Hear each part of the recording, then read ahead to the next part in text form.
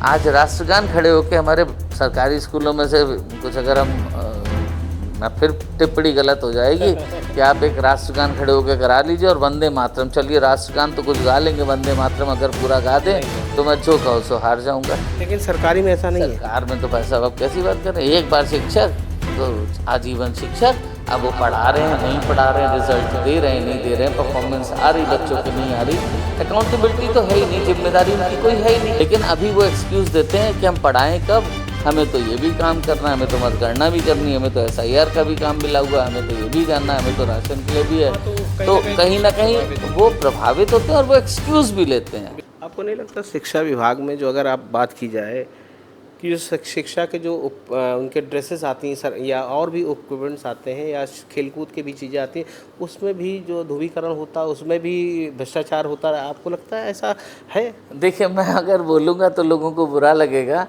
भाई मैं कहता हूँ प्राइवेट इंस्टीट्यूशन में वो सब चीज़ें होती हैं और प्राइवेट इंस्टीट्यूशंस की चीज़ें बहुत बेहतर जा रही, परिणाम अच्छे आ रहे हैं सबके सामने। सरकार ज़्यादा अच्छी सुविधाएं उपलब्ध करा रही है, ज़्यादा अच्छा इंफ्रास्ट्रक्चर दे रही है, ज़्यादा अच्छी फैसिलिटीज़ दे रही हैं, ज़्यादा क्वालिफाइड टीचर्स हैं उनके, they are highly paid also. लेकिन रिजल्ट की जब बात आती है तो नहीं होता। आज लोग सरकारी विद्यालयों में पढ़ने नहीं जाना चाहते। क्लास 1 का इनरोलमेंट आप देख लें तो पिछले वर्ष की तुलना में 22% रिड्यूस हो गया है। धीरे धीरे सरकारी विद्यालय खाली होते जाएंगे और लोग प्राइवेट में पढ़ना चाहेंगे। लेकिन ये अच्छी बात नहीं है।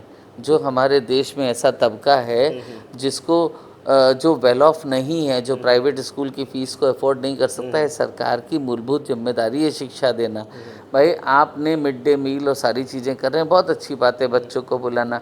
आप केवल न्यूमरेसी, लिटरेसी और उसी पे कि हाँ बच्चा पढ़ तो रहा है, पढ़ के कर क्या रहा है।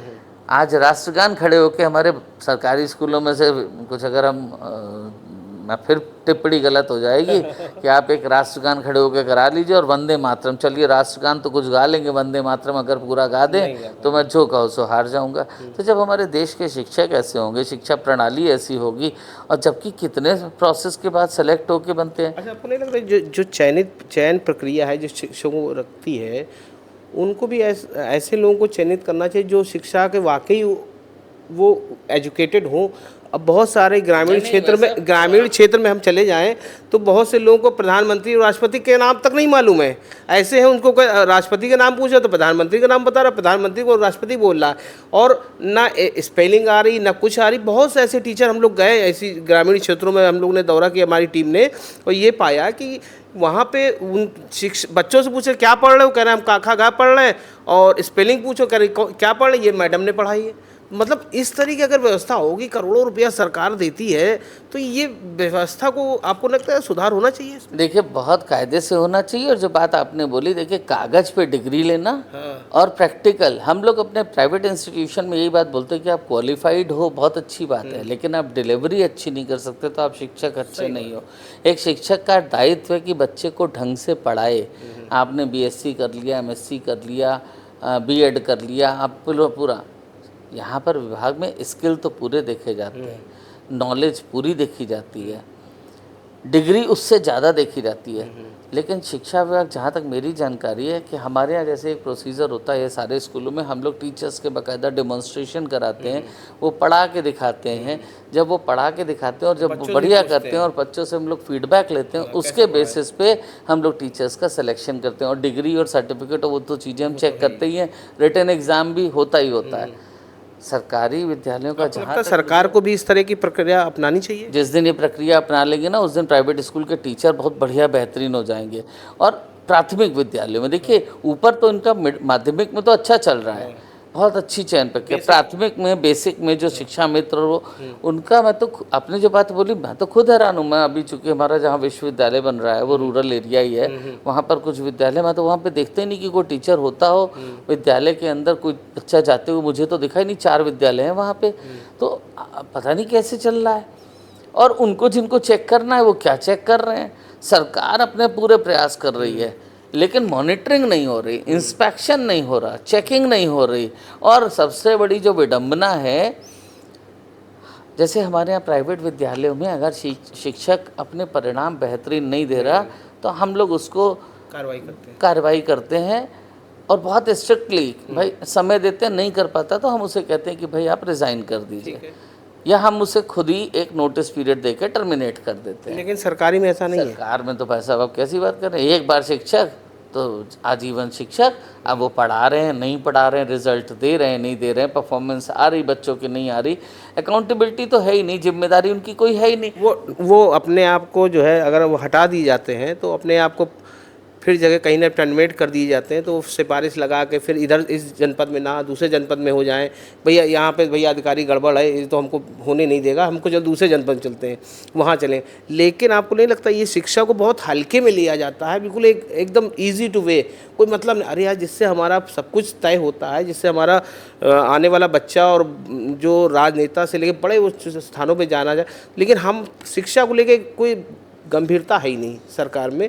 आपको लगता है सरकार को और मजबूती से इस पे कदम उठाना चाहिए? देखिए, देश की शिक्षा प्रणाली, प्रदेश की शिक्षा प्रणाली बेहतरीन हो जाए, अकाउंटेबिलिटी फिक्स कर दी जाए, आप रिजल्ट्स नहीं देंगे तो आपके खिलाफ कार्रवाई होगी, पहले छोटी कार्रवाई फिर बड़ी कार्रवाई, नहीं तो टर्मिनेशन नहीं, सस्पेंशन नहीं, सीधे हटाने का, तब आदमी को आएगा। सरकारी नौकरी पाने के बाद आदमी को लगता है अब हम अपना कार्य करें या ना करें, हमें वेतन तो मिलना ही मिलना है। और जब तक परफॉर्मेंस का प्रेशर नहीं होगा तब तक चीज़ें नहीं होंगी। शिक्षा में इस चीज़ को जोड़ के रखना चाहिए कि आपकी परफॉर्मेंस के बेसिस पे आपकी आगे की चीज़ें रहेंगी, आपको इंक्रीमेंट मिलेगा कि नहीं मिलेगा, ये चीज़ें भी लिंक कर देंगे तो कहीं ना कहीं शिक्षक अपने जो उनका बेसिक कार्य है उसके प्रति गंभीर रहेंगे। दूसरा एक और चीज़, सरकार से एक और आग्रह है, शिक्षकों को शिक्षा में ही लगे रहने दीजिए। जब आप उनसे बहुत सारे अन्य कार्य करवाते हैं उसकी वजह से भी कहीं ना कहीं चीज़ें बिगड़ती हैं और उन्हें एक्सक्यूज़ मिलता। मैं ये नहीं कहूँगा कि बहुत बेहतर कर ले जाएंगे वो, लेकिन अभी वो एक्सक्यूज़ देते हैं कि हम पढ़ाएं कब, हमें तो ये भी काम करना है, हमें तो मतगणना भी करनी है, हमें तो SIR का भी काम मिला हुआ है, हमें तो ये भी जानना है, हमें तो राशन के लिए भी है।